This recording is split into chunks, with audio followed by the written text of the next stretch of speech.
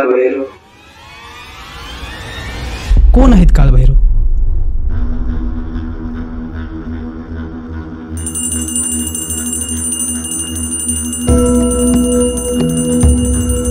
काळाचा अधिपती. भैरवाला दारू किंवा व्यसनाशी थोडीसं निगडीत केलं जातं.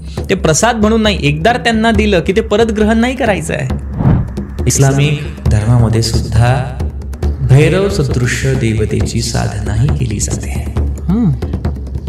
तर आपल्या बरेचशे देवता त्यांच्या आहे, फक्त नाव वेगळे, नाव वेगळे आहे पण स्वरूप तेच आहे. जेव्हा तुम्ही भैरव उपासना करता तुम्हाला सुरुवातीला भयावह स्वप्न पडतात. तुमच्या गळ्यामध्ये मुंड का आहे? जे जे जन्म तुझे झाले ते मी मुंड म्हणून माझ्या गळ्यामध्ये धारण करतो. ज्यावेळी तू डोळे बंद करतोस, तुला काली दिसते आहे, तर तू एक काम कर, तू हातामध्ये खडगं घे आणि त्या कालीचंच तू शिरच्छेद कर. असं तू तिथे तुझ्या आज्ञाचक्रामध्ये कर. भैरव उपासक असताना एक गोष्टची आपल्याला काळजी घ्यावी लागते. ती काळजी म्हणजे अशी